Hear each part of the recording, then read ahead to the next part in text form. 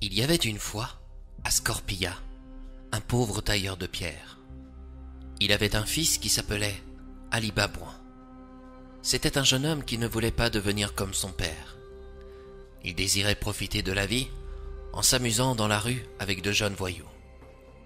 Ce qui faisait sa renommée était son petit singe qui s'appelait Babouin. C'est pourquoi dans la rue, on surnommait le garçon Ali Babouin. Sa conduite demeurait tellement méprisable à l'égard de son père que le pauvre tailleur de pierre mourut de chagrin. Sa femme, devenue veuve, n'avait pas d'autre choix que de vendre leur boutique pour n'avoir besoin de rien. Mais l'argent, dans ce royaume, ne durait jamais longtemps entre les mains des pauvres gens. Alors, celle-ci dut s'obliger à travailler de jour comme de nuit, si elle ne souhaitait pas mourir de faim. Ali Babouin, lui, continuait à mener sa vie comme il l'entendait. Il ne respectait pas du tout sa mère et venait chez elle qu'au moment des repas. Un beau jour, quand il se baladait dans un marché avec d'autres jeunes où ils chipaient tous, chacun leur tour, le portefeuille des gens, un homme se présenta à lui sous le nom de Kéreï. Il affirma qu'il connaissait son père. Bien sûr, ce n'était qu'un mensonge. Ce magicien arrivait tout droit du royaume d'Eternitia. Il avait entendu parler d'un magnifique trésor, un trésor qui ne pouvait qu'être délivré par un jeune homme à l'âme pure. Sans prendre garde, Ali Babouin amena le magicien à la rencontre de sa mère. En donnant de l'argent à celle-ci pour l'aider à sortir de sa pauvreté, il déclara qu'il aimerait prendre sous son aile Ali Babouin et son petit singe. Il ajouta un mensonge en disant qu'il faisait partie de leur famille puisqu'il était un cousin du père d'Ali Babouin. La pauvre femme le crut et le remercia de sa charité. Elle laissa son garçon entre les mains de cet étranger qui, la première journée, gâta Ali Babouin chez lui. Il lui donna des mets énormes pour se remplir l'estomac. « T'as vu, Babouin ? Je crois qu'on a vraiment bien fait d'accepter la demande de cet homme. » Babouin ne savait dire que 2 mots en langage de singe. Il y a oui qui se dit « oui » et non qui s'affirme « Yaou ». Pour cette fois, il répliqua « oui ». L'étranger revint près d'Ali Babouin pour lui apprendre que demain, il lui donnera une première journée d'instruction. Ne connaissant pas ce vocabulaire, Ali Babouin répliqua « C'est-à-dire ?»« Demain, nous visiterons des jardins à l'extérieur de Scorpia, où se promènent de riches marchands. Il est dans mon devoir de t'habituer à rencontrer du beau monde pour honorer la mémoire de ton père. » Le lendemain, le magicien tint sa parole, mais Ali Babouin ne s'attendit pas à marcher aussi longtemps. Tout en continuant de marcher, Kéreï l'entraîna au fond d'une vallée déserte. Il faisait très chaud. Ali Babouin était exténué de fatigue. La nuit tomba et le magicien alluma un feu en utilisant la magie. Il rajouta dans celui-ci un peu d'encens et marmonna des formules dans une langue inconnue de tous. Soudain, la terre trembla.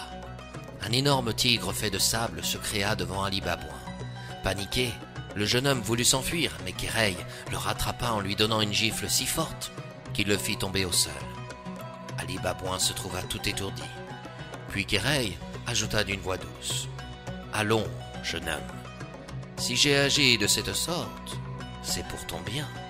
N'oublie pas, étant un parent de ton père, tu me dois tout de même l'obéissance. » « Mais pourquoi avez-vous ouvert cette grotte ? » ?»« Car je vais avoir besoin de toi. Au fond de celle-ci, il y a une lampe.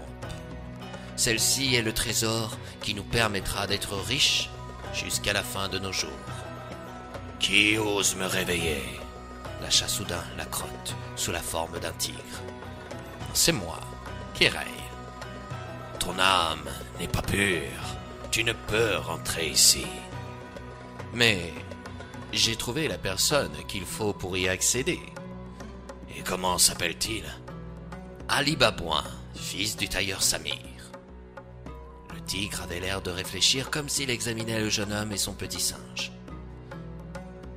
« As-tu envie de rentrer dans cette grotte, Babouin ?» chuchota le jeune homme. « Moi non plus. » Le tigre sortit de son silence. Au lieu de s'adresser à Kéreï, il déclara à Ali Babouin. « Jeune homme, j'espère que tu as conscience de ce que tu fais. Approche et rentre dans ma demeure. Tous ceux qui ne m'ont pas écouté sont morts. Ne touche à aucun objet, à aucun bijou. Ta mission sera de récupérer une lampe au pouvoir infini. Prends garde, je ne fais de sentiments pour personne. » « Ali, objecta Kéray, prends cet anneau. Il te protégera de tous les dangers. Mon nom est Ali Babouin. Oui, certes. Tu ne comptes pas aller avec ton petit singe. Si. Babouin et moi sommes inséparables. J'espère pouvoir te faire confiance, dit Kéray à l'égard de l'animal. Il a dit quoi? Il a dit oui, mentit Ali Babouin. Le jeune homme rentra dans la grotte. Il découvrit un escalier qui l'engagea dans un souterrain. Soudain, il vit une porte. En la poussant, il tomba sur un lieu immense rempli de richesses. Puis, un jardin rempli d'arbres aux fruits inconnus se présenta. Au loin, on pouvait distinguer sur une terrasse une lampe à acquérir sans aucune difficulté. Sérieux? Tout ce manège pour cette bricole? Ali Babouin n'avait pas fait attention. Son petit singe avait quitté son épaule, attiré par un énorme rubis. Ne pouvant s'empêcher de le toucher, le tigre hurla et s'apprêta à engloutir le jeune homme. Celui-ci fila à toute vitesse avec Babouin vers la sortie. Quand Kéray l'aperçut, il lui demanda s'il avait la lampe. « Oui, je l'ai. »« Où est-elle ?»« Dans ma chemise. »« Donne-la-moi. »« Je ne peux pas, j'ai du mal à tenir, aidez-moi !» Le magicien pensa que le jeune homme se moquait de lui et qu'il désirait avant tout garder la lampe. Alors il cria « Misérable! Préfères-tu me donner cette lampe ou mourir ?» Effrayé par une telle remarque, Ali Babouin regarda le vide qu'il avait sous lui. Ne voulant pas céder à la fureur de Kéray, il se laissa tomber avec la lampe et Babouin. Kéray hurla de rage et la grotte se referma sous ses mains. Tout au fond de la grotte, Ali Babouin n'avait pas péri. Avec Babouin, il retourna dans le jardin où l'on pouvait y retrouver de la lumière. Il chercha une issue, mais il n'y avait aucune porte. Le pauvre garçon se laissa tomber à terre. Il déclara à Babouin. « Je crois que nous allons être enterrés vivants, Babouin. »« Tu gardes espoir, mais regarde autour de toi. Nous n'avons aucune porte pour sortir de cet endroit. » Ali Babouin pensa désormais à sa mère. Il réalisa combien elle avait été bonne et dévouée pour lui. Il pleura, amèrement, regrettant son attitude de vaurien à son égard. Dans son désespoir, sans le vouloir, il frotta l'anneau dont lui avait donné Kéray. Devant lui se dressa une immense créature sombre avec des yeux rouges flamboyants. Elle s'inclina devant Ali Babouin et objecta. « Je suis le serviteur de l'anneau. Parle, et je t'obéirai aussitôt. » Terrifié par cette découverte, Ali Babouin n'arriva qu'à dire une seule chose. « Oh, puissante créature, j'aimerais tant pouvoir sortir de cette tombe et me retrouver à proximité du royaume de Scorpia. » Soudain, la terre trembla et s'ouvrit au-dessus d'Ali Babouin. La créature s'exécuta, puis une fois arrivée à Scorpia, elle disparut avec l'anneau. Ali Babouin regarda le royaume et se mit en route avec son petit singe. Je n'avais jamais remarqué à quel point le palais paraissait immense, à côté de nos pauvres demeures. Là-bas, on dit qu'il y vit une belle princesse. Tu crois ça, Babouin? Oui. Je me demande à quoi elle peut ressembler. Ali Babouin retourna chez sa mère. Il arriva chez elle au milieu de la nuit. Surprise de l'apercevoir, elle lui dressa un plat pour qu'il puisse reprendre des forces. Son fils raconta ses mésaventures avec Kéray, puis montra la lampe qu'il avait acquise au fond de la grotte. « Oh, le misérable sorcier! Je m'en veux tellement de savoir qu'il a voulu risquer ta vie pour une lampe qui vaut 3 sous. » Soudain, Babouin arriva sur la table et donna à la pauvre femme un joli rubis. « Hé, mais où as-tu trouvé ça? Tu l'as ramené de la grotte ?» demanda Ali Babouin. « Oui, sacré Babouin, tu ne changeras jamais.